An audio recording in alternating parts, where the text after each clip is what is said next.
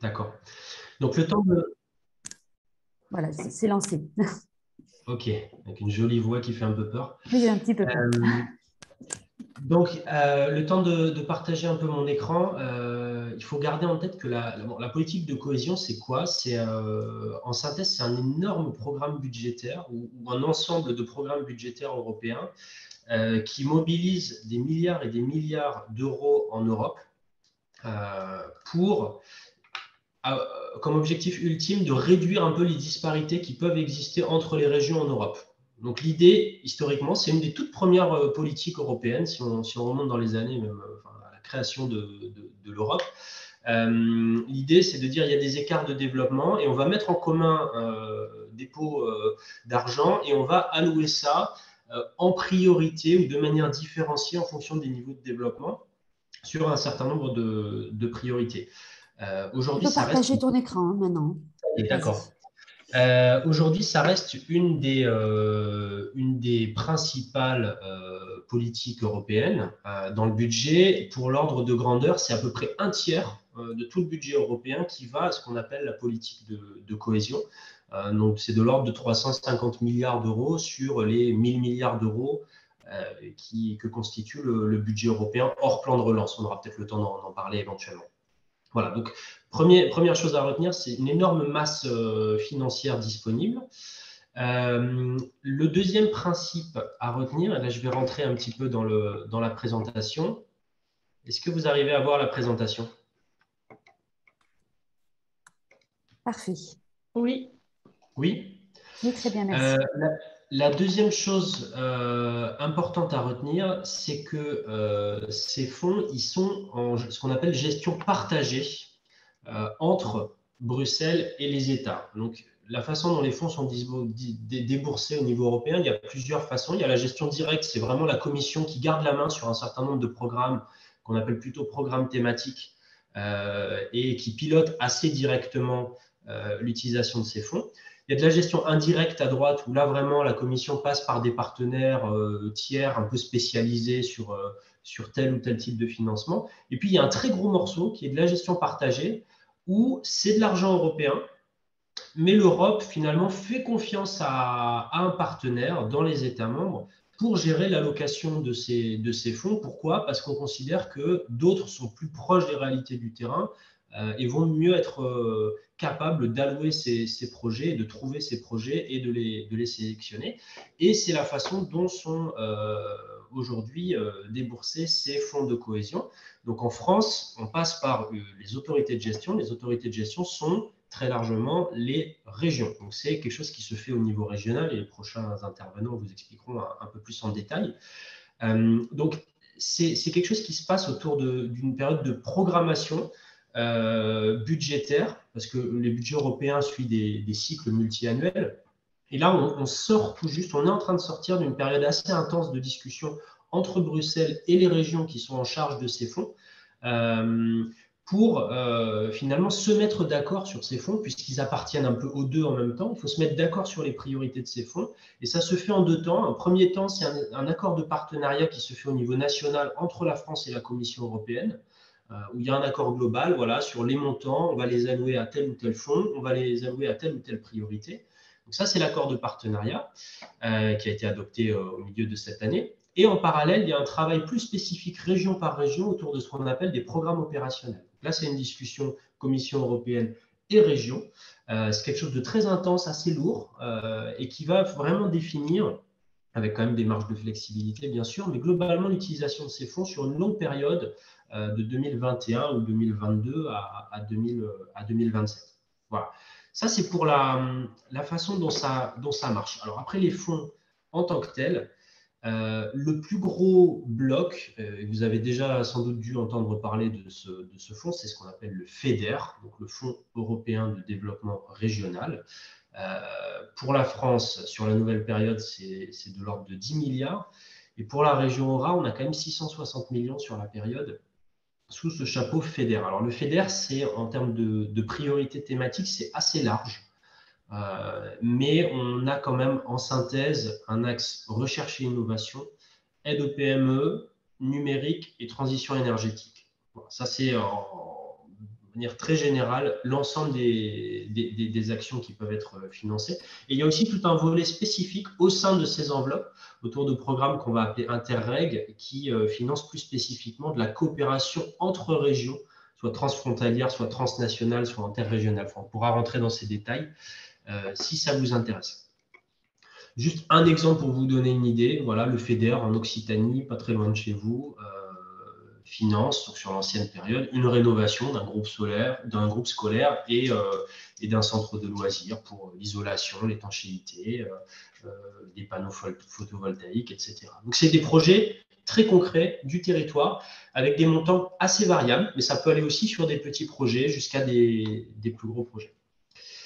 Deuxième grand bloc, c'est ce qu'on appelle le FSE, donc le Fonds social européen.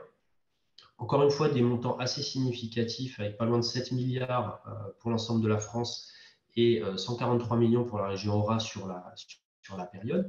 Là, on est plutôt sur des thématiques, donc moi, je dirais, dans l'investissement, dans de l'infrastructure un peu dure, si vous voulez, plutôt sur les questions d'emploi, inclusion sociale, formation et éducation, et aussi soutien aux capacités humaines, administratives des territoires.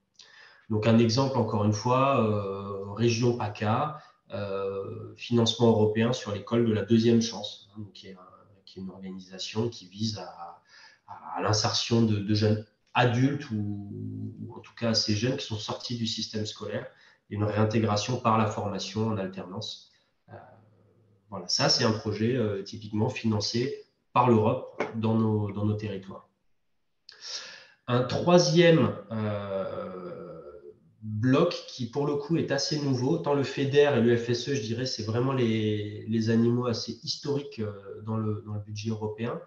Le nouveau fonds, c'est le Fonds pour la transition juste, le FTJ.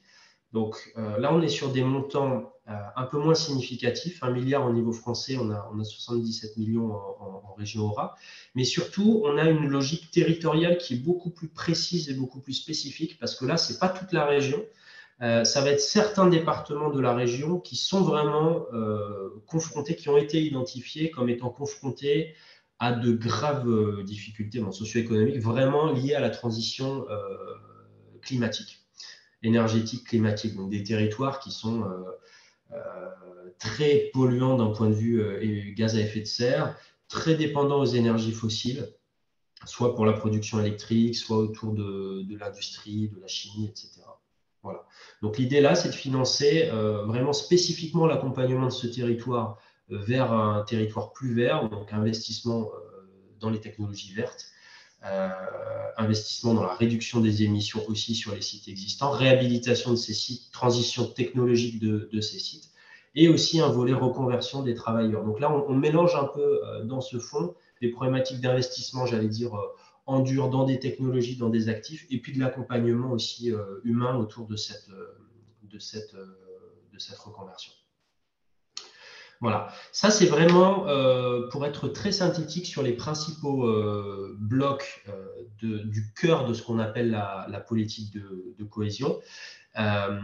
Où trouver les appels à projets disponibles pour tout ça? Votre interlocuteur là-dessus, comme je le disais, ce sont ce qu'on appelle les autorités de gestion en bon jargon bruxellois, mais en synthèse, c'est principalement la région ou la préfecture pour certains fonds, parce que je disais principalement la région, mais l'État aussi a un rôle à jouer sur certains fonds, on pourrait y revenir, mais vous avez des intervenants plus qualifiés pour en parler en détail. Voilà, je pensais, pour laisser vraiment du temps, même m'arrêter à ce niveau-là, si ça vous va, Anna et Marjolaine, parce que je crois que c'était vraiment l'idée d'avoir un propos introductif, mais on pourrait y revenir, hein, j'ai tout un tas d'autres exemples, et puis des détails sur d'autres fonds si ça vous intéresse au fur et à mesure de nos discussions. Voilà. Tout à fait. C'est parfait. Merci beaucoup, Pierre. Ça permet de remettre en contexte justement tous les exemples et toutes les lignes dont on va parler maintenant plus spécifiquement autour de la jeunesse. Est-ce que tu pourras nous faire passer ton PowerPoint? Et sachez, messieurs, dames, que nous vous ferons passer tous les documents que vous allez voir passer aujourd'hui, donc les PowerPoint des présentateurs. Aucun problème, bien sûr. Merci beaucoup, Pierre. Il y aura peut-être des questions pour toi ou pour le pôle territorial. On les fera passer directement, comme ça vous pourrez répondre directement aux demandeurs. Merci beaucoup. On passe à notre premier bloc. On va avoir 3 blocs thématiques, donc maintenant plus précisément sur la jeunesse. Notre premier bloc, il est vraiment sur les établissements d'enseignement et éducatif. Pour ça, nous avons 2 personnes qui vont nous faire des présentations sur des lignes et des financements qui sont disponibles. On va commencer par Nicolas Aymar qui va nous parler de rénovation thermique des bâtiments d'enseignement. Nicolas, je ne vous vois pas forcément sur… Oui, c'est Anne qui lève la main au Ça niveau y de est, la ligne. pardon, ouais, Voilà. c'est petit, je ne voyais pas. Merci beaucoup. Donc, Anne, je te laisse la parole pour 5 minutes. Merci beaucoup. Oui, vous l'aurez remarqué, je ne suis pas Nicolas Aymar qui a été retenu en dernière minute et qui vous prie de l'excuser. Donc, je suis responsable du service Europe au sein du conseil départemental de l'Allier et Nicolas, qui devait intervenir, est le directeur des bâtiments et de la logistique. Donc, pour rebondir sur l'intervention de Pierre sur l'efficacité énergétique, c'est bien lui qui était à la manœuvre. Alors, souvent, on associe les crédits Europe pour la jeunesse à des crédits qui viennent directement à l'appui des projets des jeunes, mais il faut aussi contribuer à leur environnement et par un soutien indirect, on va dire, à la jeunesse. Donc, c'est le cas des travaux qui sont menés pour la rénovation énergétique des bâtiments d'enseignement, où là, ce qui est visé, bien sûr, au-delà de la transition énergétique, ce qui est visé, c'est l'amélioration aussi des conditions d'études des jeunes. Et c'est en ce sens que le département de l'Allier a engagé un programme assez important sur la période actuelle de rénovation thermique des bâtiments d'enseignement et donc, bien sûr, des collèges.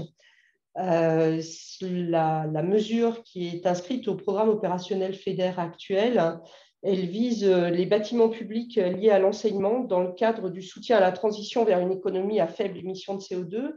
En fait, comme l'évoquait Pierre, les bâtiments qui sont éligibles, les travaux qui sont éligibles sur les bâtiments, ce sont principalement les toitures, les façades, et puis au choix ou cumulé, bien sûr, tout ce qui a trait à l'huisserie, tout ce qui a trait au VMC double flux et à l'isolation des planchers. Donc, pour améliorer l'accès, les conditions d'études des jeunes, hein, le département de l'Allier a mobilisé ses crédits FEDER sur 7 collèges et ça a représenté plus de 2600 élèves qui sont concernés en fait par ces améliorations.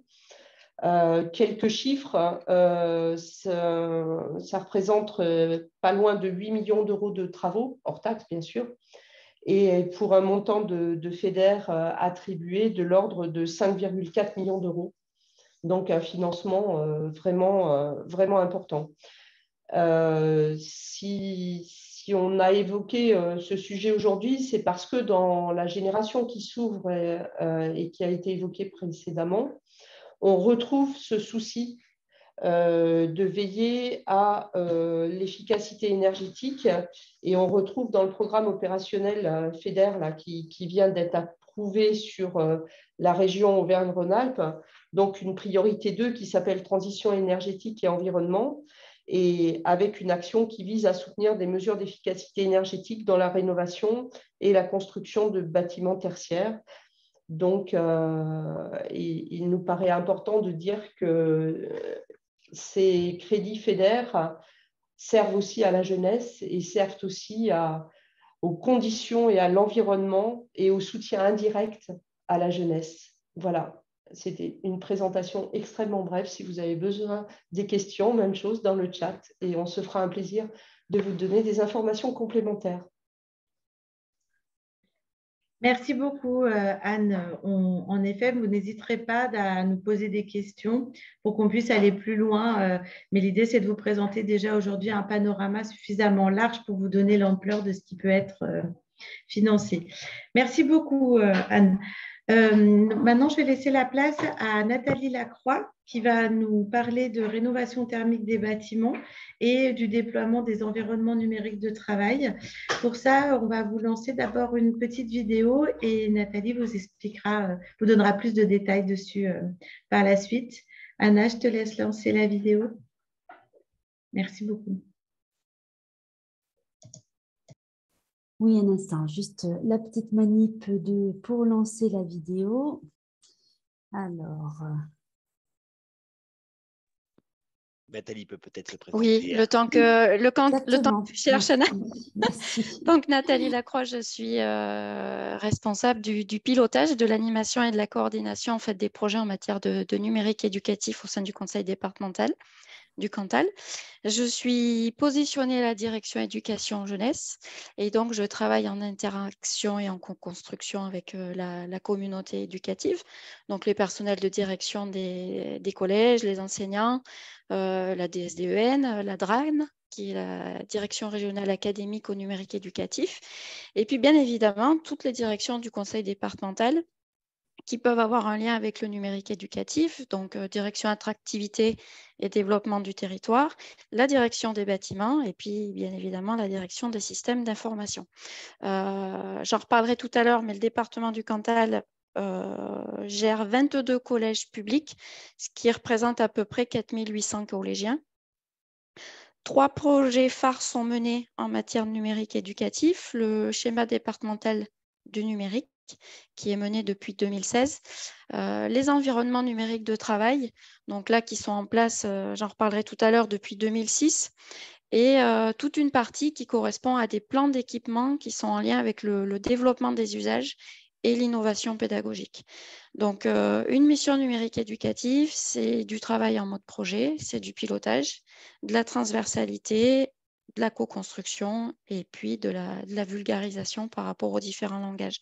Donc, effectivement, j'avais souhaité travailler sur une petite vidéo de manière à vous permettre de mieux cerner le numérique éducatif et surtout de vous détacher un petit peu de l'image que l'on s'en fait, en l'occurrence des postes informatiques simplement dans les collèges ou dans les lycées. Anna, si tu peux lancer du coup la vidéo, ce serait parfait. Merci, je vais le faire. Alors, pardon. Ah, je vais refaire la manip de tout à l'heure. J'espère que ça a fonctionné. Dites-moi.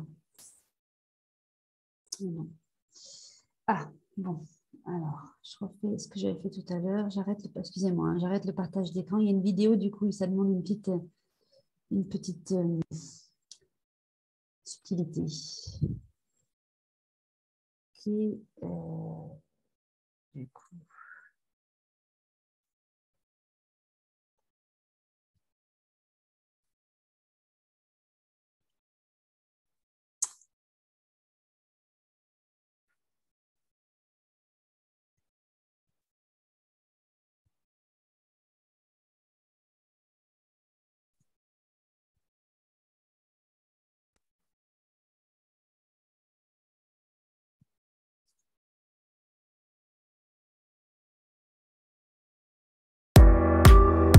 vous voyez, vous entendez la vidéo là. Ça marche ou pas? Ah. Est-ce que moi je peux le faire? Alors, c'est peut-être que aussi, est-ce que ça pose On a le son, mais on n'a Ouais. pas l'image. Tu Est-ce que sais, ça pose l'image un est problème du bloquée. fait que j'enregistre, j'arrive pas à avoir accès à la même fenêtre que tout à l'heure. Ah, eh ben alors arrête l'enregistrement, peut-être. Ben, je le suspends et Ouais. je ne sais pas, parce que tout à l'heure, j'avais fait plein écran. Comme tu avais dit, Nathalie, j'avais partagé la fenêtre plein écran pour voir la vidéo. Mais là, maintenant, je ne peux plus faire ça. Est-ce que tu peux me donner les droits en fait de Oui, partage? tu as Je les vais essayer droits. du coup de faire l'inverse, de partager Oui, tu as les la droits. vidéo de mon côté. Ouais. Alors, je vais faire Hop. ça.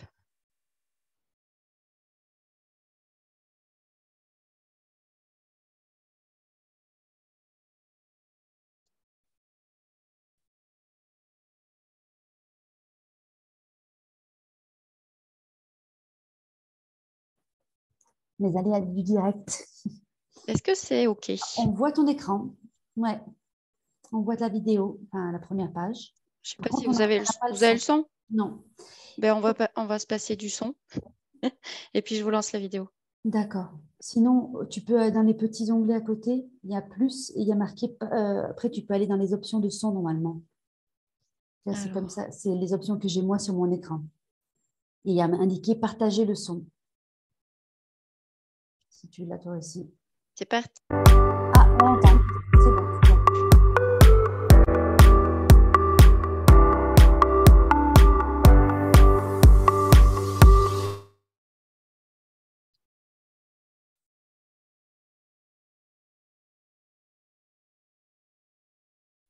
Ça s'est arrêté, Nathalie.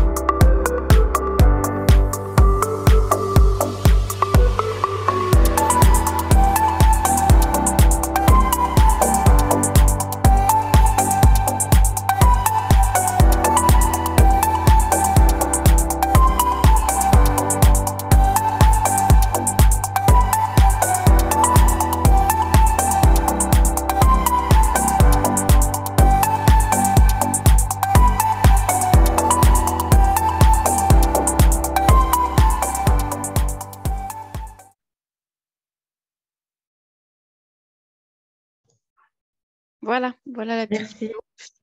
De rien. Je vais enchaîner donc sur les environnements numériques de travail. Donc, les environnements numériques de travail, peut-être que vous les avez tous utilisés au moins une fois.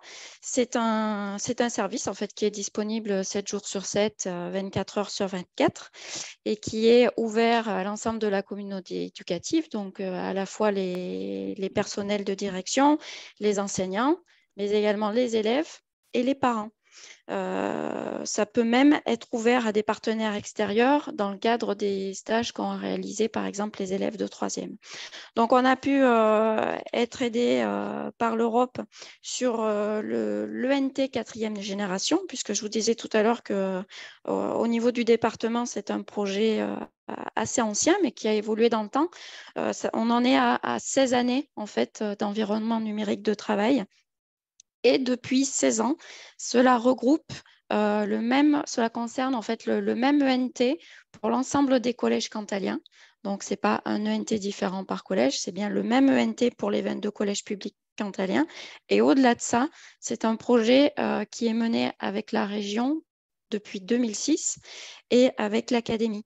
Ce qui signifie qu'en fait, l'ENT est identique également dans les lycées et dans les lycées agricoles. Donc, l'ENT 4e génération a été porté à l'échelle de la région Auvergne-Rhône-Alpes. Donc, se sont rajoutées 2 autres académies, les académies de Lyon et de Grenoble, plus d'autres collectivités territoriales rattachées à la région Auvergne-Rhône-Alpes. Le principe, c'est une centrale d'achat régionale et la stratégie et le pilotage sont menés dans le cadre de comités de projet, dans le cadre de comités techniques réguliers à l'initiative de la région. Donc, chacun y contribue. Effectivement, sachant qu'on avait quand même un historique sur le sujet, nous avons été quand même pas mal sollicités et interpellés sur le sujet. L'ENT est accessible depuis différents terminaux, à la fois les smartphones, les tablettes, les postes fixes. Au niveau des usages, on est sur un usage qui est principalement classiquement principalement sur les smartphones et sur les tablettes. Et lors des périodes de confinement, on s'est aperçu que c'était l'inverse, c'est qu'on a eu une prépondérance des postes fixes pour la consultation des environnements numériques de travail, qui ont permis en fait de mener une continuité pédagogique, puisque les enseignants ont pu y déposer les exercices, les devoirs, les vidéos, des liens vers des ressources numériques. Donc, le périmètre de l'ENT, il est assez vaste. Il permet donc d'enseigner, puisqu'il permet aussi la préparation de cours, de remettre des travaux, de suivre leur réalisation et de récolter le travail des élèves. Ça permet aux élèves d'étudier, puisqu'ils ont accès à de la ressource et à de l'information, de travailler en mode collaboratif, de stocker des éléments ailleurs que dans un drive. La différence d'un ENT par rapport à un autre type de drive, c'est que c'est un espace sécurisé. Et puis toute la partie organisation. Excuse-moi Nathalie, le PowerPoint, c'est toi qui le passe là parce qu'il ne tourne pas? C'est pas moi qui le passe. J'ai envie de dire, c'est pas grave, on va se rattraper pour la partie, peut-être pour la partie continuité pédagogique. Pardon Anna, je pensais que c'était uniquement pour la vidéo, du coup, j'ai pas pris la main sur le reste de la présentation. Mais c'est pas grave, on transmettra le PDF du PowerPoint par la suite. Nous avons pu être aidés à hauteur de 30 000 €. Si c'est pas ça, Marc, tu me corriges, mais je crois que c'est à hauteur de 30 000 € pour le lancement de ce nouvel ENT au niveau du département du Cantal. Je vais enchaîner parce que je vois que le temps s'égrène assez rapidement sur la partie continuité pédagogique. Le contexte, ça a été la crise sanitaire de la Covid-19, avec la nécessité en fait d'adapter les équipements informatiques présents dans les classes et de bien penser à la continuité de l'enseignement vers les foyers. Donc, nous avons pu être aidés sur l'acquisition de classes mobiles avec des ordinateurs portables qui ont pu être prêtés aux familles, mais qui ont aussi permis, sur les situations de classe, à l'enseignant de travailler depuis chez lui vers la classe, à la fois grâce aux ordinateurs portables et aux situations de cours comme on peut être en train d'utiliser aujourd'hui, donc la visioconférence, mais également grâce à l'implantation d'écrans numériques interactifs qui permettent de compléter et de projeter en plus grand. En gros, c'est l'équivalent d'un vidéoprojecteur interactif, tactile. Donc, on peut interagir avec le contenu qui est affiché sur l'écran. C'est comme une tablette géante. Je tiens à préciser que les ordinateurs portables ont été prêtés dans les familles, mais avec un renforcement du niveau de sécurité. Et là, on a aussi été aidé. En l'occurrence, lorsqu'un élève se retrouvait avec un ordinateur portable du collège dans son foyer, il bénéficiait du même type de filtrage qui est présente dans le collège. C'est-à-dire qu'on n'a pas laissé partir les élèves avec un ordinateur portable et la possibilité d'accéder à des contenus auxquels on aurait préféré qu'ils n'aient pas accès. Donc, le filtrage et la sécurité ont été poussés jusque dans le foyer des élèves. Donc là, on est bien sur ce que vous avez pu voir tout à l'heure dans la vidéo, un type d'enseignement à distance ou hybride qui présente, voilà, ça c'est des situations de cours qui n'existaient pas auparavant. Et donc, pour conclure assez rapidement, le numérique éducatif, il faut vraiment l'envisager dans l'établissement, mais au-delà vers les foyers des élèves, vers les parents et même au-delà chez les grands-parents, etc. Voilà, on a été aidé à hauteur de 500 000 euros sur cette opération.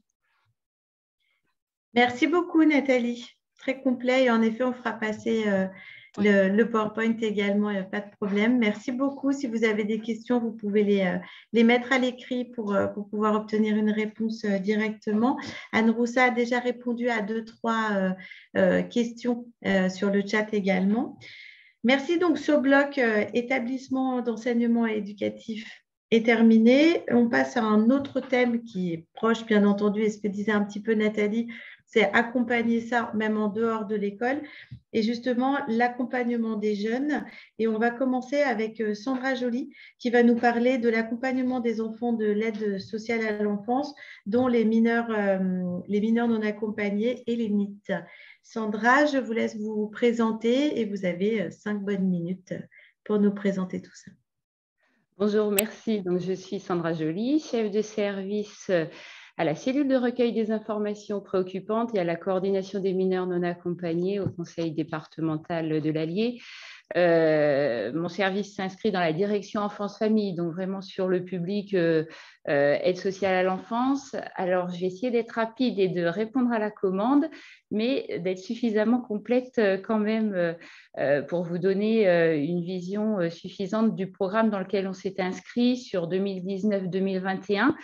L'objectif, effectivement, a été de participer au repérage du public NIT au travers des enfants confiés à l'aide sociale à l'enfance et aussi de pouvoir repérer le public NIT au travers des mineurs non accompagnés.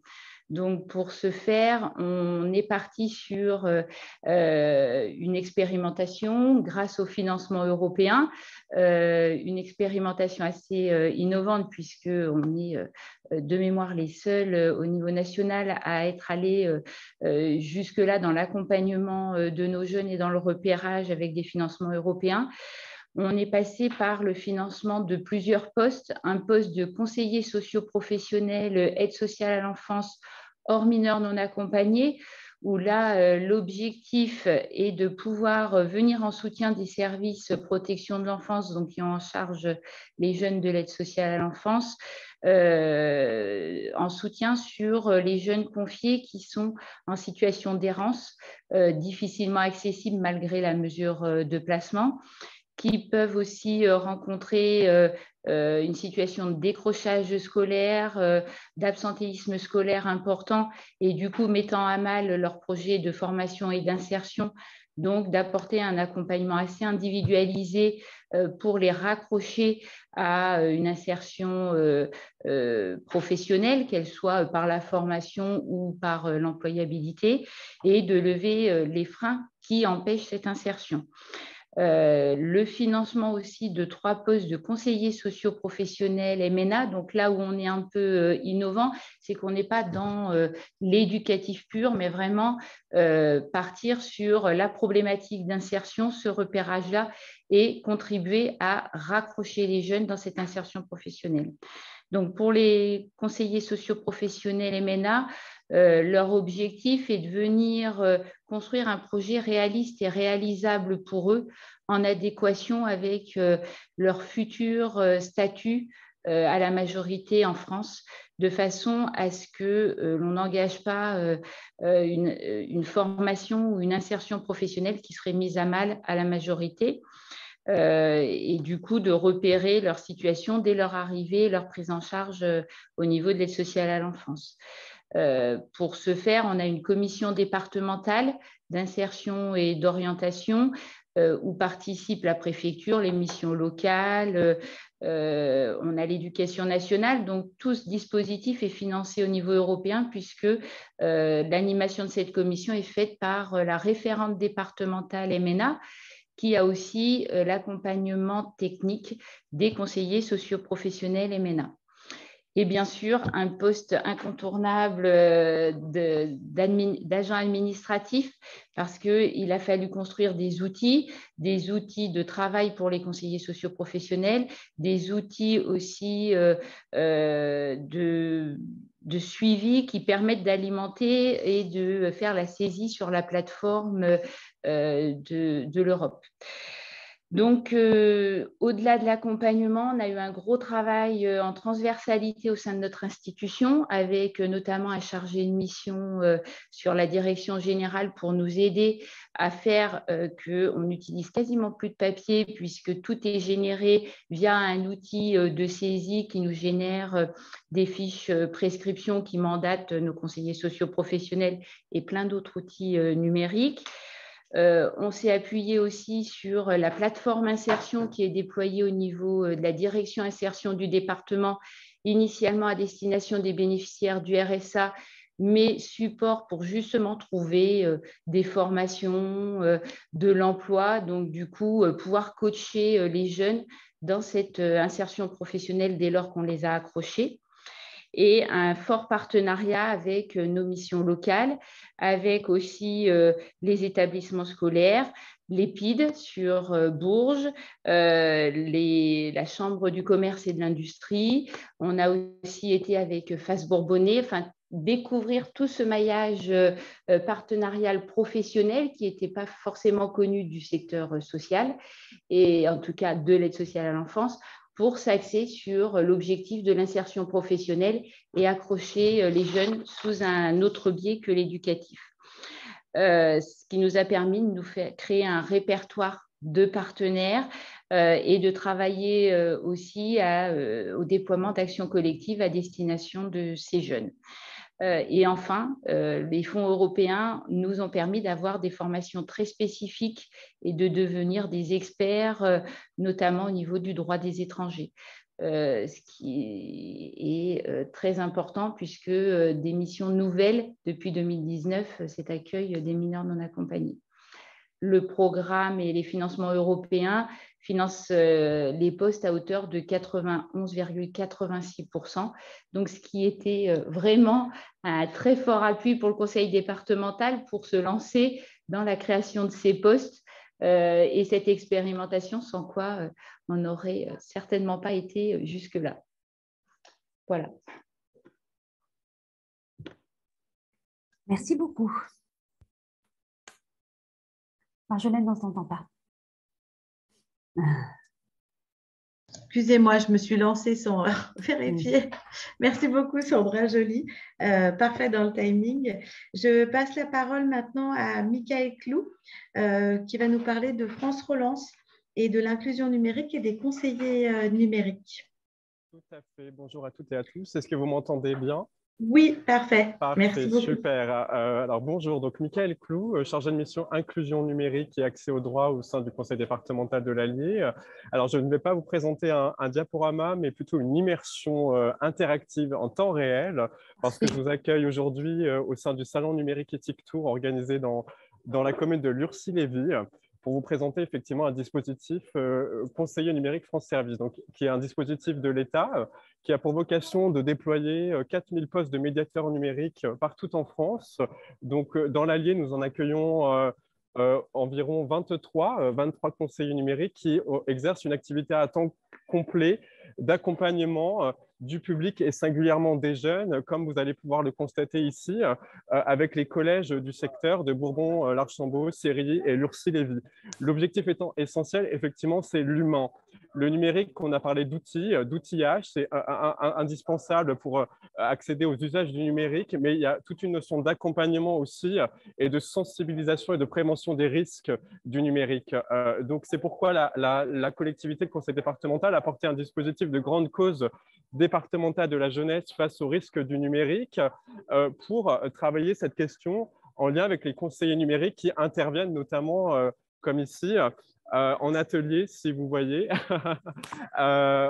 auprès d'eux sur la thématique des fausses nouvelles, les réseaux sociaux, la cybercriminalité, la e-sécurité, les mots de passe, la gestion des aussi services administratifs qui sont très largement méconnus des jeunes, et dont il est important de pouvoir les informer de leurs droits dès le plus jeune âge, parce qu'on sait qu'il y a un éloignement, une méconnaissance de ces services au public. Donc, l'Union européenne participe au titre du plan France Relance, où l'État a engagé, grâce à ce soutien de l'UE, ce dispositif sur 2 ans, donc 2020-2022. Donc, on espère effectivement une poursuite du dispositif qui est actuellement à l'étude au niveau de l'ensemble du territoire national. En tout cas, c'est une vraie réussite parce qu'ils organisent des ateliers numériques dans les établissements scolaires auprès des missions locales, des centres sociaux qui également accueillent des conseillers numériques, par exemple à Brouvernet, au sein du centre social La Magique, pour aller aussi au plus près des publics qui sont itinérants et peuvent intervenir à domicile. Il faut savoir qu'effectivement, l'enjeu de la mobilité est réel et on le sait tous, notamment dans nos territoires ruraux. Donc, l'intérêt, c'est d'avoir des agents qui peuvent être flexibles en termes de temporalité, de disponibilité, là où effectivement, jusqu'alors, cette mission de médiation numérique était exercée de façon un peu plus informelle par des mairies, des secrétaires de mairie qui n'avaient pas forcément la disponibilité pour répondre à cette attente du public. Donc, on est sur la montée en compétences des jeunes, on est sur la sensibilisation, la prévention au risque, la formation, qui est vraiment nécessaire aujourd'hui dans un contexte de transformation des services publics, des métiers de demain. On accueille par exemple, j'ai passé rapidement tout à l'heure devant le stand d'Epitech, qui est une école du numérique basée à Moulins et qui organise des formations qualifiantes, Bac+2, Bac+5 pour du développage de sites internet et informatique. Donc, merci à l'État, effectivement, qui pilote le dispositif. Et par ailleurs, le département est en appui parce que nous avons signé la première convention de déploiement du réseau des conseillers numériques le 23 décembre 2020 pour assurer ce maillage et ce réseau, parce qu'effectivement, la réussite d'un dispositif, c'est ensuite de partager les savoir-faire, les bonnes pratiques, les connaissances et les outils qui évoluent en permanence dans le web. Et c'est pourquoi, effectivement, on organise des temps d'échange partagés tous les 2 à 3 mois dans l'ensemble des communes de l'Allier pour ensuite faire le point sur notre activité et s'assurer qu'effectivement, ça réponde correctement à nos usagers.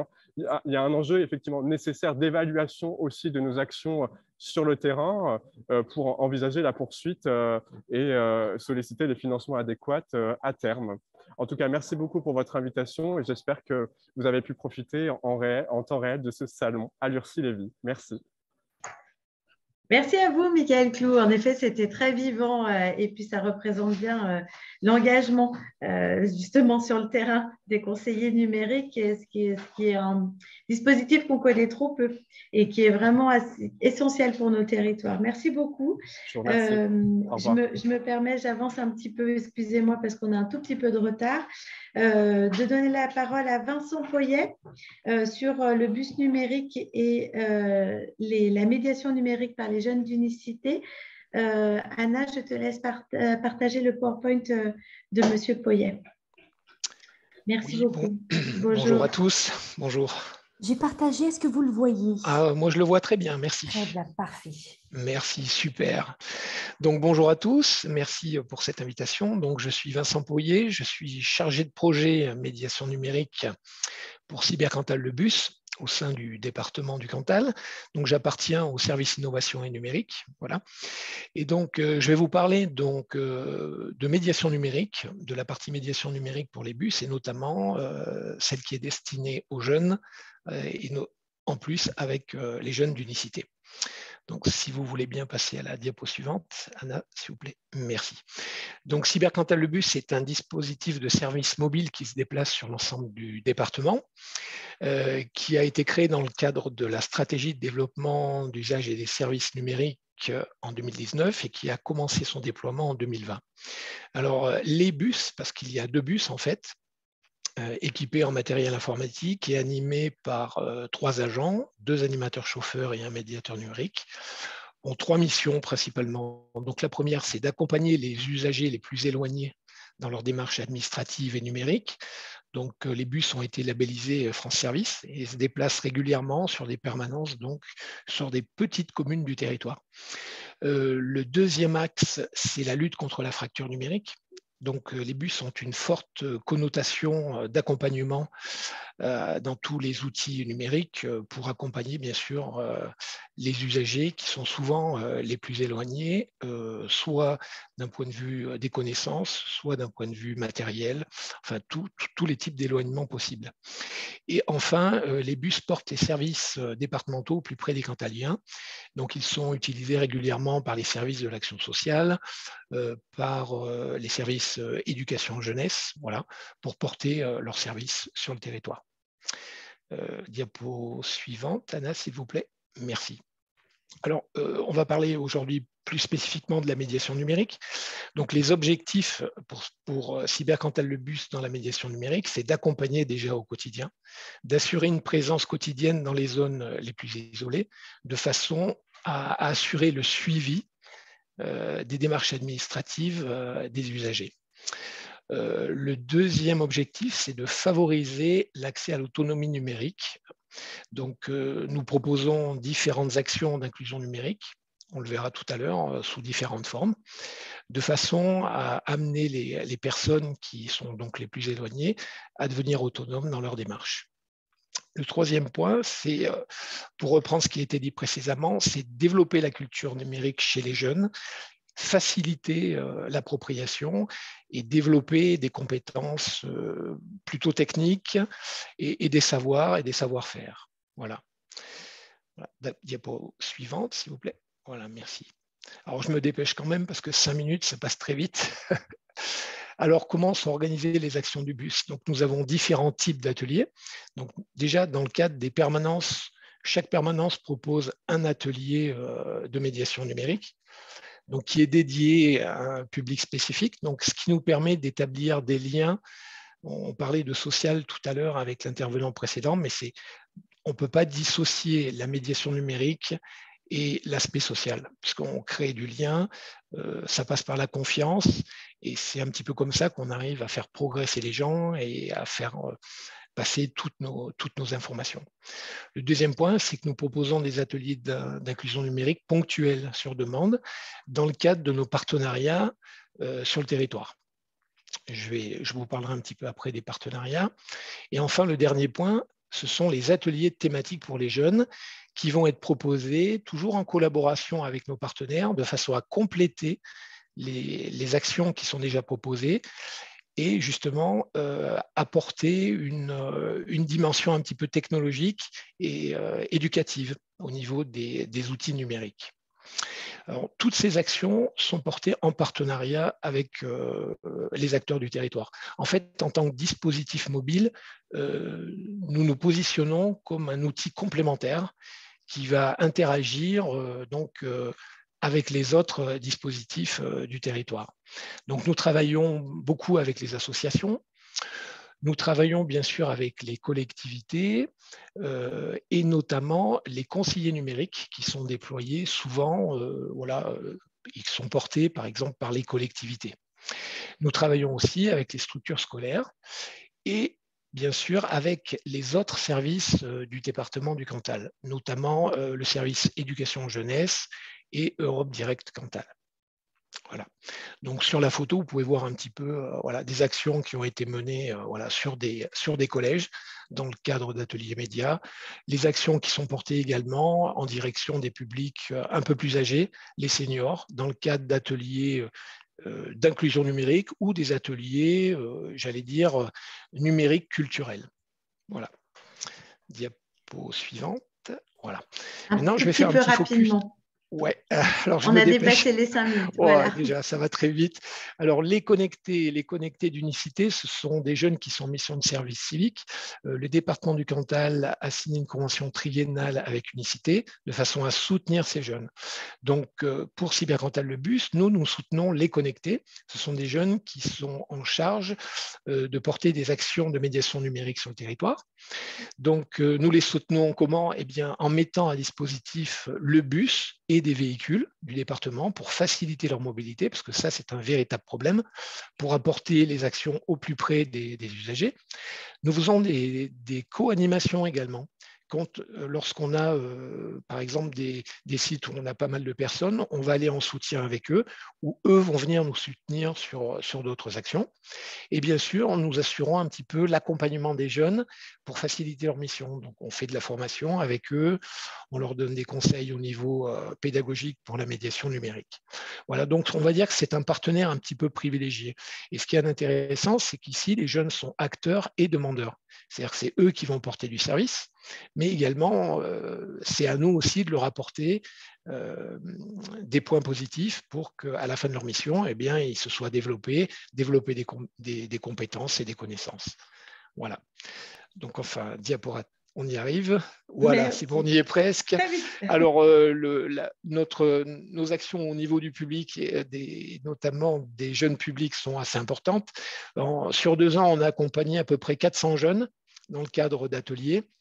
Nos thématiques sont éducatives, donc l'éducation aux écrans, bien sûr, la création audiovisuelle, puisqu'on estime qu'à partir des outils créatifs, on peut faire passer beaucoup de notions pédagogiques. Donc, on s'appuie beaucoup sur la création. En bas, vous voyez par exemple les effets spéciaux pour l'éducation à l'image. Vous pouvez avoir la fabrication numérique pour aborder les concepts de création et l'informatique un petit peu technologique.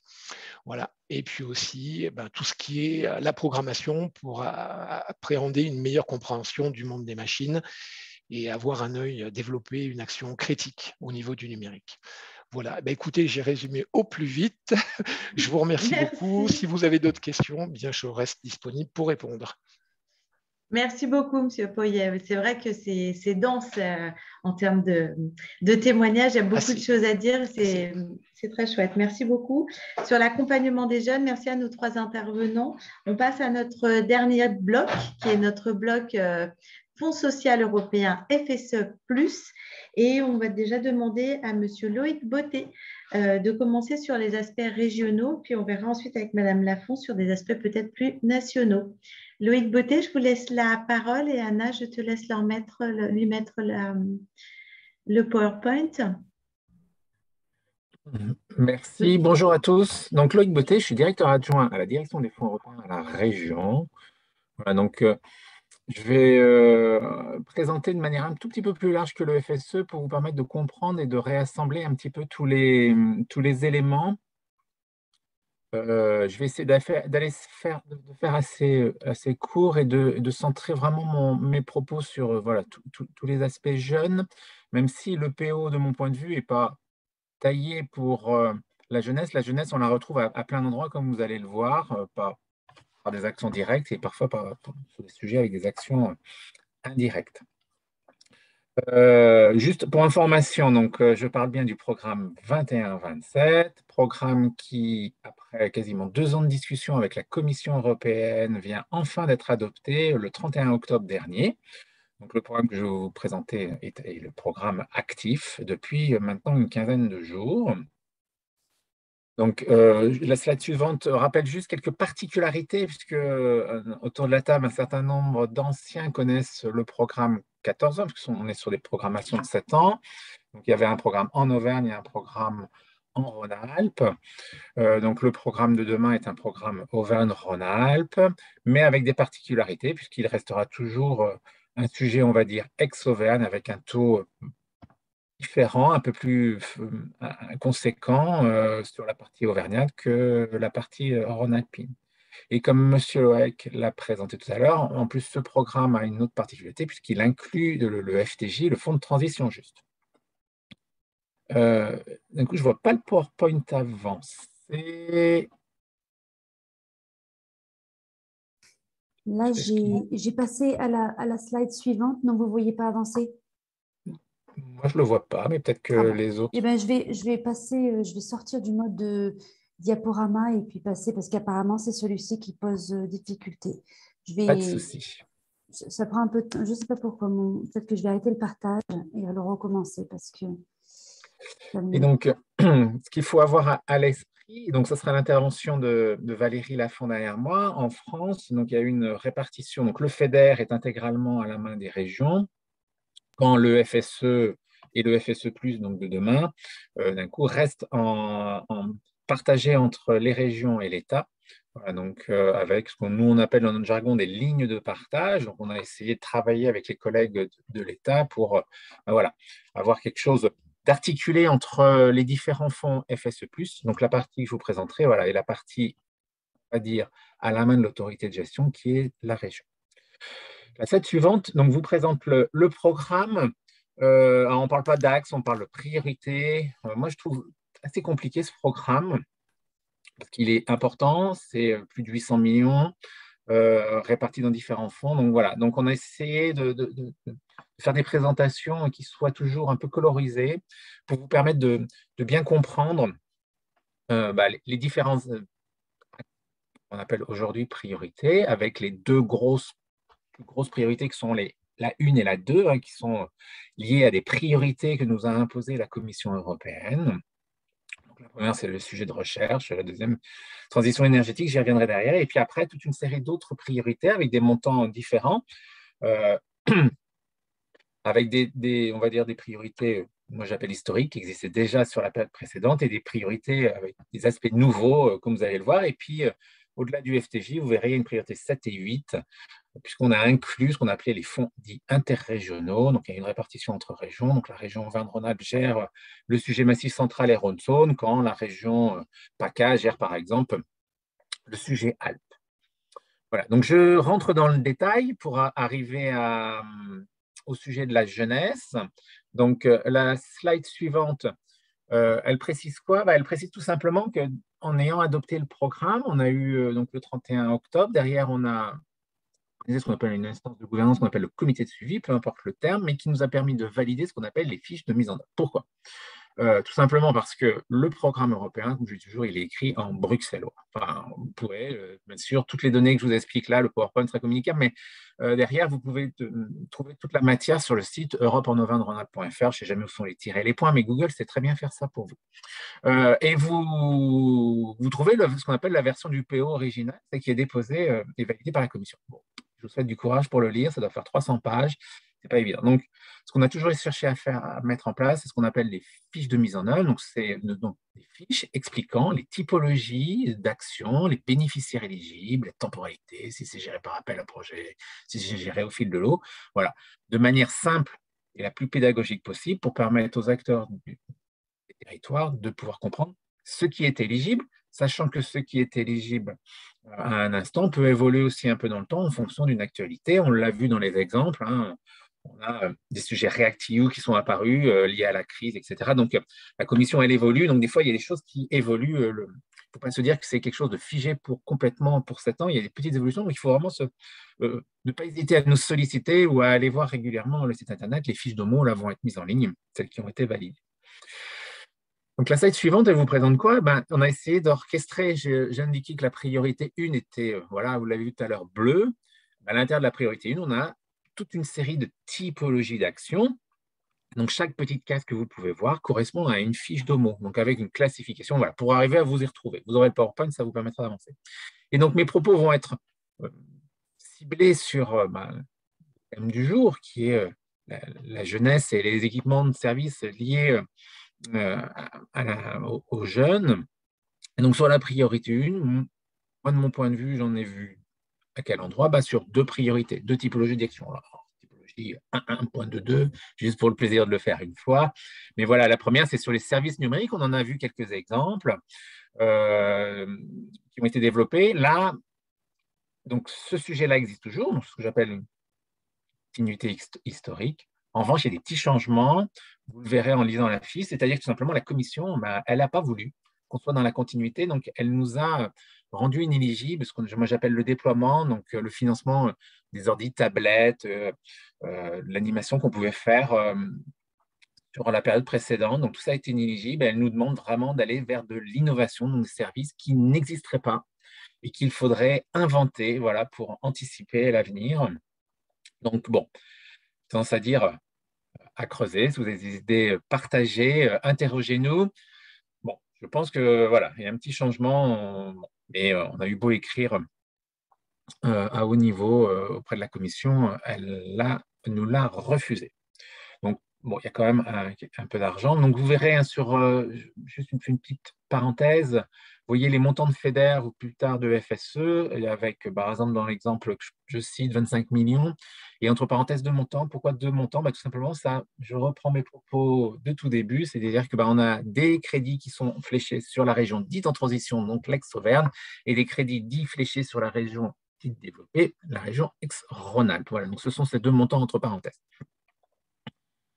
Et autre typologie d'action, l'aider de promotion du numérique. Donc là, c'est le financement du campus du numérique qui est fléché derrière. Mais le campus du numérique, c'est quoi? C'est un grand bâtiment qui accueille toute une série de formations dédiées aux jeunes sur tous les aspects de numérique. Il y a des nouvelles écoles qui s'y sont raccrochées. Enfin voilà, il y a un grand centre, j'appelle ça un campus. Voilà, et donc derrière, on a des crédits fléchés spécifiques pour ce campus. Voilà, donc ce que j'appelle, on avait discuté avec Mme Gasquet, voilà des aspects, on n'est pas directement pour la jeunesse, mais par des effets, je sais pas comment dire, mais collatéraux, je ne sais pas si c'est le bon terme. Donc voilà ce que j'ai trouvé sur la priorité 1, mais vous imaginez bien, c'est une priorité recherche-innovation. Donc voilà, on est vraiment quand même normalement sur des aspects très développement de la recherche universitaire, académique, des grands labos, etc. Donc voilà, j'ai trouvé quand même 2 petites choses. Sur la priorité 2, je vais essayer de rester dans le timing qui était le mien. La priorité 2, là, ça a été cité par le premier témoignage, c'est la rénovation énergétique des bâtiments tertiaires publics. Donc là, c'est collèges, lycées. Voilà, donc je ne développe pas plus, mais des crédits continuent à exister sur ces aspects-là. Donc sur le premier exemple qui nous avait été cité. Sur les priorités qui doivent être, donc cette suivante, 3 et 4, j'ai rien vu de spécifique lié au FEDER. Lié au FEDER. Sur la priorité 5 et 6, donc je développe tout, puisque ça me paraissait important, voilà, que vous ayez un panorama complet. Donc sur le sujet des approches territoriales ou mobilité urbaine, bon, j'ai rien vu qui peut vraiment être centré sur les aspects de jeunesse, ce qui me permet d'en arriver à la priorité 9, donc qui est la priorité du FSE+. Donc là, nécessairement, plus de choses. Ce qu'il faut avoir à l'esprit, c'est que le FSE, la Commission nous imposait de mettre des crédits et de flécher, je ne sais plus combien de pourcentage de crédits en faveur des jeunes. Ce pourcentage se regardant à l'échelle nationale, en Auvergne-Rhône-Alpes, on a fait le choix de ne pas réellement flécher de crédit, mais de considérer que notre public était un public qui démarre de tout âge, donc des jeunes aux seniors. Voilà, donc nos actions concourent toujours aux aspects de la jeunesse. J'en ai quand même fléché 4 ou 5 qui me paraissaient vraiment importantes et puis qui permettront de faire l'articulation avec Valérie derrière. Donc la première, une action, voilà, on soutient des actions en faveur des jeunes. Donc là-dedans, se cache quoi? Les aspects, on l'a vu, des écoles de deuxième chance, tout simplement. Voilà, on va continuer à financer ces aspects-là ou les écoles de prod. Sur la suivante, c'est les politiques d'orientation. Voilà, donc la région est devenue forte compétence sur ces aspects de politique de l'orientation. Donc, on souhaite vraiment faire en sorte que le FSE puisse accompagner ces politiques. Donc là, je pense par exemple à des projets. On a un projet TUMO, voilà, un développement de nouvelle école, nouvelle manière pédagogique pour apprendre tous ces aspects robotiques, je ne sais pas comment on appelle ça, mais le fait d'écrire en ligne de code et compagnie. Voilà. Mais plein d'autres choses qui se développeront, j'imagine, dans les années à venir. C'est la troisième colonne, soutenir les parcours de formation. Là, on est dans le registre classique des régions. Ce sont les parcours de formation, les marchés de formation de la région, mais à l'intérieur, ce sont les jeunes, en grande partie qu'on finance. Pas que, vous me direz, mais nos statistiques montrent qu'on est quand même fortement en faveur des jeunes. Autre sujet, celui-ci est nouveau, donc j'en ai retenu 2 qui me paraissaient importants. Le premier, c'est le financement des organismes de formation sanitaire et sociale. Donc là, c'est le financement voilà, des métiers. Alors, moi, je pense toujours à un métier d'infirmier, mais il n'y a pas que. Il y a tous ces métiers liés aux au social et au sanitaire. Donc là, on va vraiment aider ces organismes-là à pouvoir développer grâce au crédit FSE. Et puis le dernier, qui est vraiment une nouveauté pour lequel vous ne le trouverez pas dans toutes les régions, hein, ces aspects-là, on a souhaité vraiment mettre un peu de crédit sur les aspects de prévention. Donc là, je sais qu'on a été contacté par un porteur pour avancer justement sur les sujets de papillomavirus, pour les jeunes filles, si j'ai bien compris. Voilà, donc voilà, de nouvelles actions pour lesquelles on va essayer d'accompagner, puisque l'Europe nous permettait de développer ces aspects santé. Et puis la dernière SIAD, que je passerai rapidement, parce que d'un coup, ce sont les priorités 7, 8, Massif Central et FTJ, pour lesquels je n'ai pas vu de lien spécifique en faveur de la jeunesse, mais peut-être vous aurez des idées. Et j'ai essayé de tenir dans le timing qui était le mien. Parfait. Merci beaucoup, Loïc Beauté. Je vois que Marion Cassette vous interpelle sur la priorité 5 et sur le tourisme social éducatif qui peut faire un lien avec la jeunesse ou non. Vu qu'il vous reste 1 minute, est-ce que vous pouvez répondre là-dessus? Oui, peut-être. Derrière se cachait surtout le financement de mémoire, j'appelle ça les VVF, le fameux village vacances pour lesquels je sais qu'il y avait quand même beaucoup de besoins, etc. Je n'avais pas fait de lien naturel avec la jeunesse, mais à regarder, je ne suis pas expert de toutes les fiches d'homo, hein, donc n'hésitez pas à les regarder en détail et à nous interroger. Voilà, comme je disais, les fiches évoluent, hein, puisque parfois on a des opérations auxquelles on n'a pas pensé, qui viennent nous voir, enfin des porteurs qui viennent nous voir, et donc derrière, des fois on fait évoluer un peu les fiches en fonction, voilà, l'idée de, comme je dis toujours, les 880 millions ne sont pas mes crédits. Non, je ne serai pas là.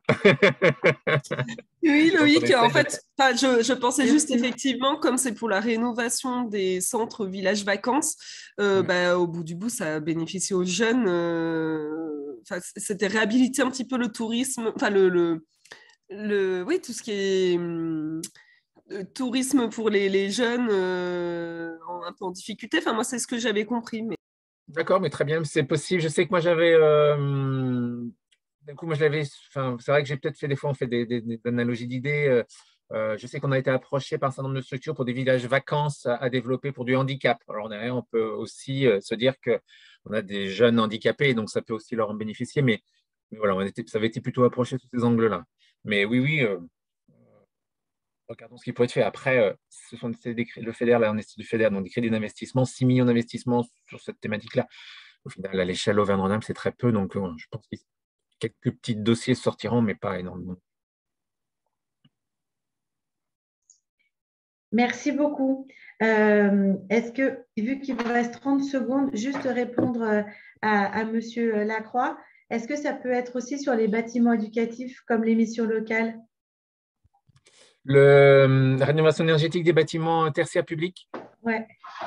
La question, on se l'est posée. On s'est dit qu'il y avait déjà beaucoup de bâtiments entre collèges, lycées, etc. Il faut regarder la fiche, mais je ne suis pas certain qu'aujourd'hui, ce soit ouvert en ce sens-là. Très bien, merci beaucoup.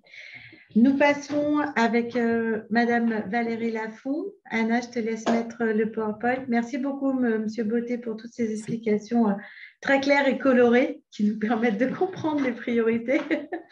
Et Madame Lafont, je vous laisse la parole. Il nous reste un petit quart d'heure, donc il est pour vous. Merci beaucoup. Merci beaucoup. Bonjour à tous. Merci pour votre invitation. Donc, je suis Valérie Lafont. Alors, excusez-moi, ça résonne beaucoup. Est-ce que vous n'avez pas deux choses qui sont ouvertes? C'est comme si vous aviez un écho. Ah, pardon. Alors, normalement, non. Mais à ce moment-là, je vais peut-être utiliser des écouteurs. Donc, si ça ne vous embête pas, s'il vous plaît. Je vais tout de suite les prendre et ça sera peut-être du coup. Là, on vous entend comme dans une église. Ça fait beaucoup d'écho. Voilà. Je comprends. Je branche tout de suite les écouteurs. Merci beaucoup. On va m'assurer que c'est de mon côté. Voilà. Est-ce que c'est mieux? Allez-y. Est-ce que c'est mieux comme ça? Ah, c'est parfait. On vous entend très nettement. Là, c'est super. Merci beaucoup. Bon, Je vous en prie. Voilà, donc je suis Valérie Lafont, responsable du département Fonds social européen à la DRETS, donc Direction régionale de l'économie, de l'emploi, du travail et des solidarités. Et donc, pour apporter quelques précisions aux propos de M. Loaek et de M. Beauté, effectivement, concernant le Fonds social européen, en France, nous avons donc 2 autorités de gestion qui se partagent la gestion des crédits FSE. Donc, 35% de ces crédits au niveau national sont donc effectivement gérés par les conseils régionaux et les 65% restants de ces crédits sont mis en œuvre par les services de l'État.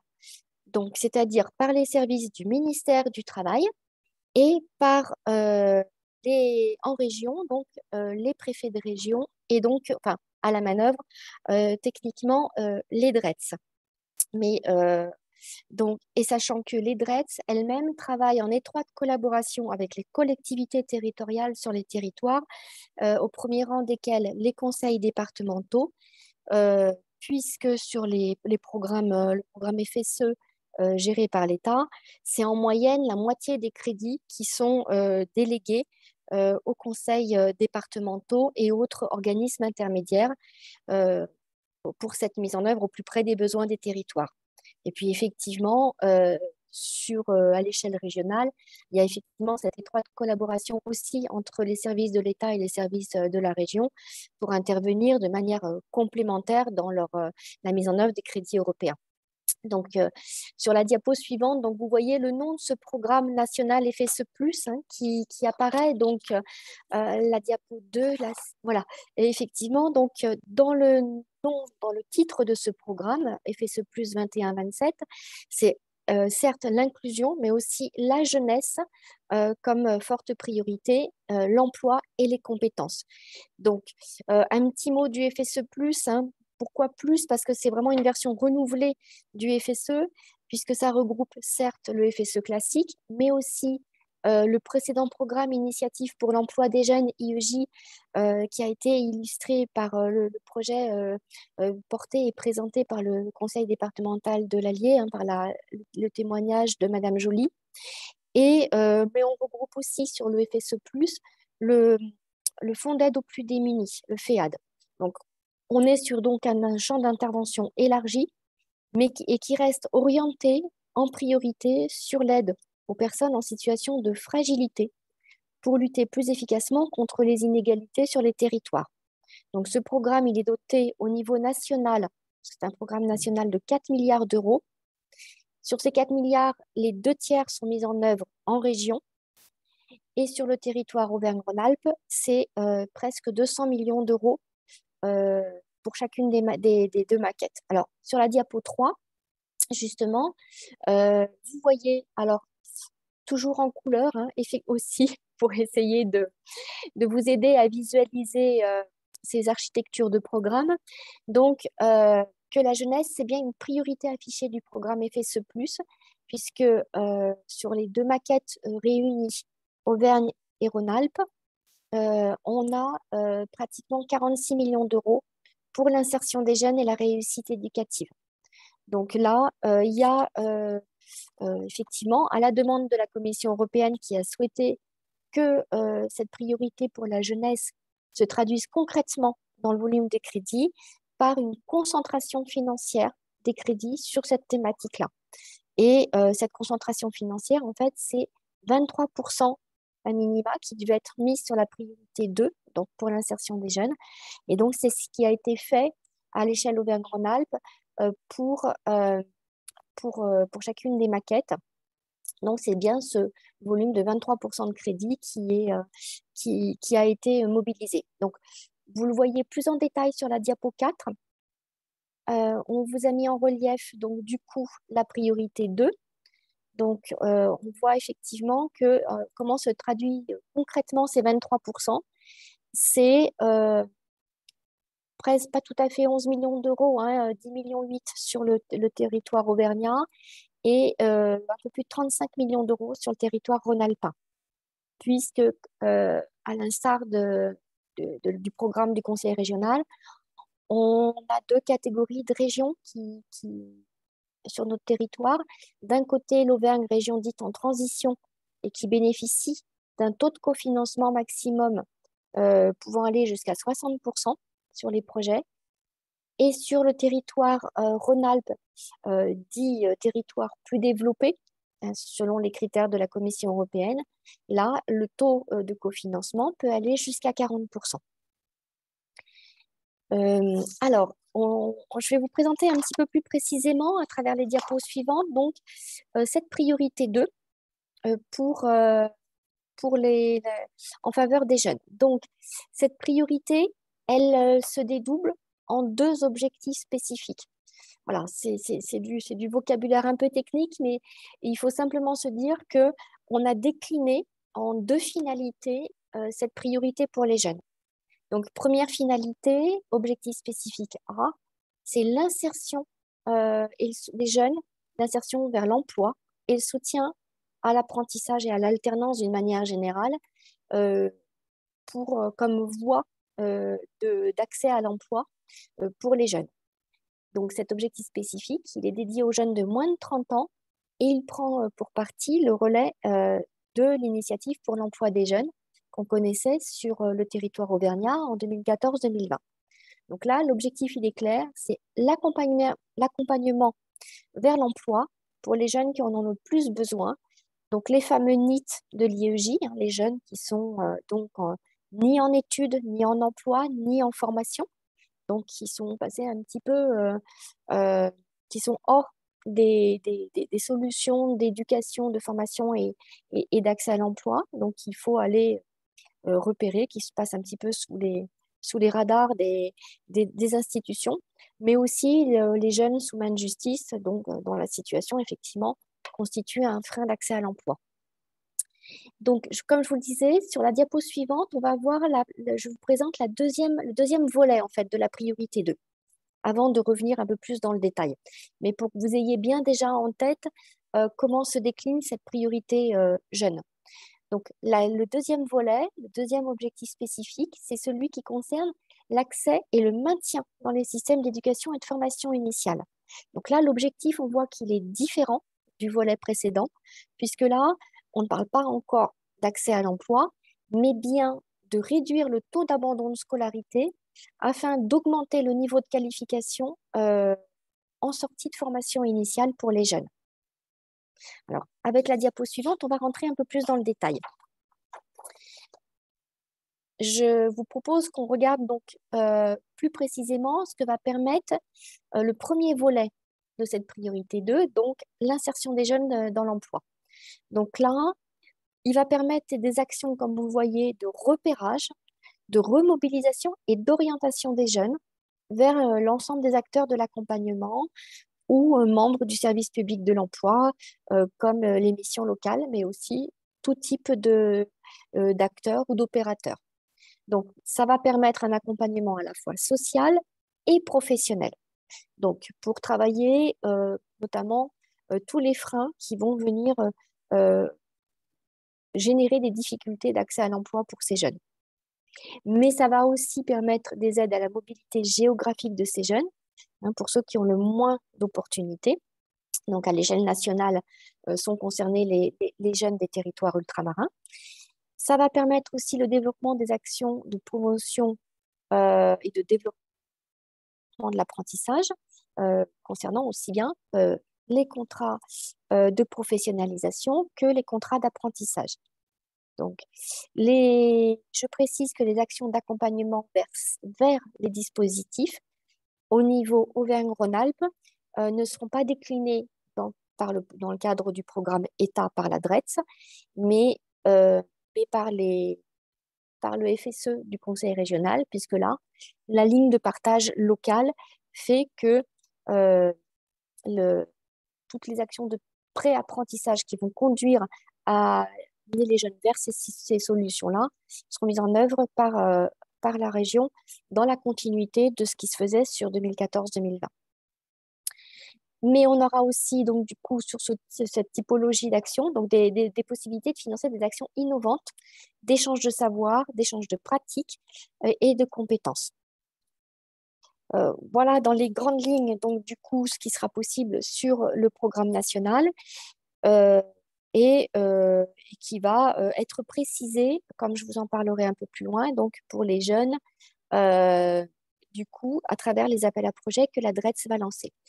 Mais je veux d'abord vous dire quelques mots plus précis, donc à travers la diapo 8 du deuxième volet donc, que je vous ai cité, de cette priorité jeune. C'est le volet accès et maintien dans l'éducation.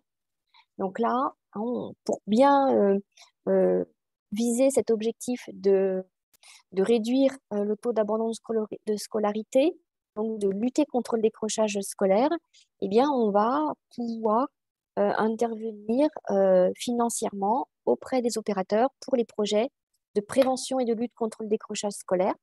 Et là, on pourra prendre en compte l'ensemble des facteurs, y compris les facteurs sociaux, sachant qu'on pourra aussi intervenir hors temps scolaire, ce qui n'était pas possible sur le programme 14-20.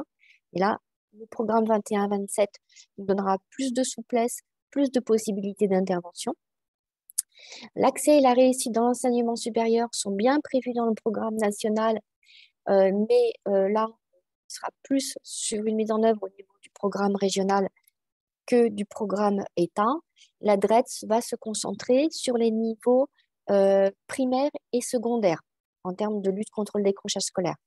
Et là, le niveau primaire, c'est aussi un élargissement du programme 21-27, du programme FSE+, par rapport à ce qui était possible en 2014-2020. Et on va travailler aussi toute la question de la sécurisation des parcours en alternance et de lutte contre le décrochage qui touche aussi les apprentis, les alternants. Donc là, pour le coup, à la différence de ce qui se pratiquait sur 2014-2020, c'est l'État qui va accompagner les centres de formation des apprentis, notamment, pour les aider à financer des modules de sécurisation, des modules complémentaires pour renforcer et sécuriser les jeunes dans leur parcours de formation en tant qu'alternants à travers la formation de modules, soit de lutte contre les freins, différents freins sociaux notamment, mais aussi peut-être développer des modules d'apprentissage un petit peu spécifiques, peut-être d'ordre linguistique, si c'est ce type de besoin qui se fait sentir. Et sur le soutien à la mobilité, le programme État, lui, va davantage se mobiliser sur les mobilités de type transfrontalière, européenne et internationale. Et je précise du coup que tous les sujets de mobilité du quotidien, eux, seront pris en charge dans le cadre du programme régional, hein, toujours au titre des lignes de partage que nous avons travaillé localement. Donc voilà pour vous donner dans les grandes lignes, donc du coup, ces deux modalités ces deux sous-objectifs, on va dire, au sein de la grande priorité jeune. Et vous dire que du coup, cette mise en œuvre, elle va se faire très concrètement, donc avec la diapo suivante, la diapo 9, par des appels à projets que la DRETS va lancer. Alors, ces appels à projets, ils vont venir préciser encore le type d'actions qui seront finançables à travers le programme national FSE+.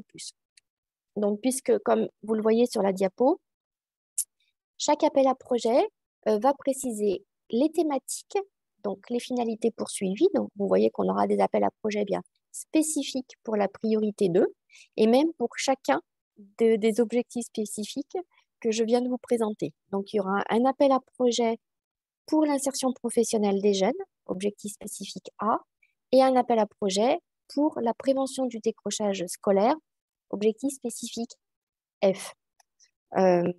Et ainsi que, donc, ils font partie, ces appels à projets, de la première vague d'appels à projets que la DRETS va lancer incessamment sous peu. Hein, on attend normalement une publication dans les prochains jours, mais encore pour le moment dans l'étape de validation de nos appels à projets par l'autorité de gestion nationale, par la DGEFP. Donc, voilà, ça prend un petit peu plus de temps que ce qu'on avait prévu, sachant qu'il y a déjà des publications de résumés qui sont visibles sur le site national fse.gouv. Et une fois les appels à projets validés, publiés dans leur intégralité, ils seront bien évidemment repris, annoncés sur le site de la DRETS, et nous essaierons de le faire connaître par d'autres modes de communication, notamment les lignes, à l'ensemble des acteurs de terrain, pour qu'ils puissent venir prendre connaissance et s'imprégner de ces appels à projets pour pouvoir déposer ensuite leur projet. Afin justement de mieux orienter les porteurs de projets, nos appels à projets, donc du coup, vont aussi définir le public cible très, très concrètement. Donc là, vous voyez que sur la priorité 2, donc c'est bien les jeunes de moins de 30 ans, et ça, c'est valable aussi bien pour l'objectif spécifique insertion professionnelle que pour celui relatif à la lutte contre le décrochage scolaire. Alors, je m'arrête un petit instant, s'il me reste du temps, pour vous signaler… un petit peu dépassé en 1 minute. Alors, je fais très vite. Merci. Okay, merci. Voilà, c'est pour être en travaillant les différents questionnements qui remontent de la part des acteurs et notamment aussi dans la continuité du projet qui a été porté par le conseil départemental de l'Allier pour sur l'IEJ pour les jeunes relevant de l'aide sociale à l'enfance et aussi les mineurs non accompagnés. En fait, il apparaît que toute la continuité de ces opérations ne va pas se trouver au sein de la priorité 2. Certes, la priorité 2, elle vise exclusivement les jeunes, mais la priorité 1, inclusion active et lutte contre la pauvreté, c'est pour ça que ça reste bien affiché sur la diapositive, elle vise différents types de publics, mais le public des jeunes et des enfants en tant que public victime d'exclusion fait partie de la priorité 1. Et c'est peut-être finalement au sein de l'objectif spécifique lutte contre la pauvreté qu'une partie des opérations qui étaient menées précédemment pourront trouver le point d'accroche en fait pour les nouveaux projets. Parce que l'objectif spécifique, elle, permettra en fait une approche beaucoup plus globale de traiter tous les aspects de difficulté de ces jeunes au sein de l'OSL et alors que la priorité 2, et notamment l'OSA, insertion professionnelle, ne pourra pas viser les jeunes qui sont pris en charge par les services de l'aide sociale à l'enfance. S'il y a un dispositif de droit commun, comme ceux qui sont mis en œuvre par les services de l'ASE, qui prend en charge déjà les problématiques de ces jeunes en tant qu'insertion professionnelle notamment, ils se retrouvent du coup de fait exclus du financement FSE. Le FSE intervient donc bien, et c'est vraiment de tout temps, c'est un principe fondamental, en complémentarité, en additionnalité des dispositifs de droit commun. Or, là, il y a déjà une partie de droit commun qui existe, qui couvre ces problématiques. Il y a aussi des projets d'évolution législative et réglementaire sur ces thématiques pour les jeunes qui relèvent de ces services, qui vont encore étendre les possibilités du droit commun. Donc, on va rester attentif à ces évolutions législatives et réglementaires sur le droit commun français pour que le FSE intervienne à bon escient en complémentarité des dispositifs déjà existants. Donc, c'est pour ça que après réflexion et prise en compte des questionnements que vous faites remonter, je me permets cette précision sur le regard qui doit être porté aussi sur les possibilités qui vont être ouvertes par la priorité 1 et notamment l'objectif qui vise la lutte contre la pauvreté. Voilà, j'en ai terminé pour cette précision. Et pour ma présentation, je voulais juste vous montrer à travers la dernière diapo, la 10, très concrètement, le masque de la nouvelle plateforme dématérialisée. Vous connaissiez ma démarche FSE pour certains, donc du programme 14-20. Voici à quoi va ressembler l'accès à la nouvelle plateforme, ma démarche FSE+, pour le programme 2021-2027, sur lesquels l'ensemble des acteurs et notamment les porteurs de projets pourront venir déposer leurs projets en réponse à nos appels à projets. Voilà, merci pour votre attention. Merci beaucoup Valérie pour ces précisions et cette lecture justement technique et très appliquée pour nos territoires des priorités. Merci beaucoup. Je suis désolée, on a débordé un petit peu. Merci à tous nos intervenants. Est-ce que je peux laisser peut-être éventuellement une place à une question si vous n'êtes pas encore trop pressé, ou je me permets peut-être d'en donner une qu'il y a eu dans le chat et qui peut peut-être répondre aussi à un ensemble de demandes. Pour vous, Valérie, sur les actions innovantes, quelle est la ligne de partage avec Erasmus+? À quel moment, justement, c'est Erasmus+, et à quel moment c'est FSE+, surtout sur des actions de montée en compétences et de mobilité, comme vous avez exprimé? Alors là, je ne vais pas avoir tous les éléments de réponse dans l'immédiat. Je suis désolée parce que c'est une question effectivement qui relève de précision que la DGFP, que l'autorité de gestion nationale, doit nous apporter. Donc, pour moi, en tout cas, de manière simple et rapide, je dirais que tout ce qui relève de la mobilité européenne a plutôt vocation à relever du programme Erasmus+. Et c'est, je pense, plus en complémentarité pour des actions qui ne seraient pas éligibles au programme Erasmus+, que le programme FSE+, pourra proposer des solutions de financement sur ces questions de mobilité qui seraient plus de la mobilité transfrontalière plutôt que européenne au sens où le programme Erasmus l'entend. Et sachant que c'est une mise en œuvre qui se fera plus aussi, je pense, à travers le volet central du programme national FSE+, qu'à travers le volet régional, à moins qu'on soit sur des opérations, on va dire, de la mobilité transfrontalière qui soient vraiment sur les frontières de la région. Et à ce moment-là, on se calera bien avec le niveau national pour définir quel est le meilleur moyen de venir en cofinancement de ce projet, si ça doit relever du régional ou du national. Mais j'avoue que ça reste encore c'est des sujets assez pointus pour lesquels on n'a pas encore, nous, toutes les clés de mise en œuvre à notre échelle. En sachant que le programme FSE+, dans la ligne de partage qu'il a avec Erasmus+, c'est aussi le bénéficiaire ultime. C'est-à-dire que l'expérimentation doit se faire au bénéfice de personnes en situation de fragilité et vulnérable par l'intermédiaire d'opérateurs. Erasmus+, le bénéficiaire est comment dire, le stagiaire, l'étudiant, l'élève, vulnérable ou pas. Là-dessus, il y a quand même une orientation du FSE+, qui investit dans le capital humain. Oui, merci Marc pour cette précision et pour ce prisme. Effectivement, qui est visé au bout du compte, effectivement. Les deux programmes ne fonctionnent pas de la même manière, effectivement. Et c'est vrai que sur ces sujets-là, le FSE va plutôt intervenir de manière indirecte via les structures et les opérateurs, et qui, elles, ensuite, vont pouvoir déployer des choses au bénéfice des individus. À la différence, effectivement, d'Erasmus, qui, lui, s'adresse à l'individu de manière directe. Donc, si on parle de la dimension innovation sociale, effectivement, on peut partir du principe que là, on est plus sur l'étape, on va dire, amont, via les structures, pour les aider ensuite à développer des propositions et des offres de services nouvelles vis-à-vis des individus. Très bien, merci beaucoup. Merci à tous pour ce temps. Merci pour l'expertise de nos différents intervenants. Pierre Loaec s'excuse, il a dû partir à une autre réunion, mais vous aurez aussi son PowerPoint. N'hésitez pas, si vous avez d'autres questions, vous pouvez toujours les poser sur le mail sur lequel vous vous êtes inscrit.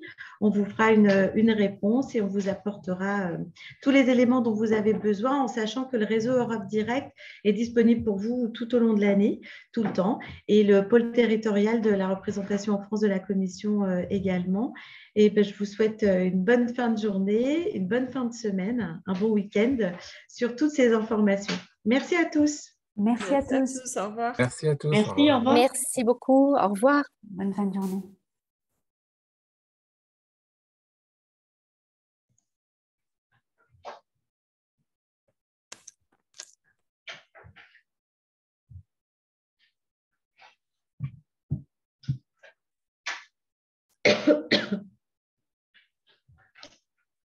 Voilà. Ah ben, Marc s'est déconnecté, mais... Ah, il n'a pas dû voir. Bon, Sylvie, tu es là. Il faut arrêter l'enregistrement. Ah oui, très bien. Oui. J'arrête l'enregistrement.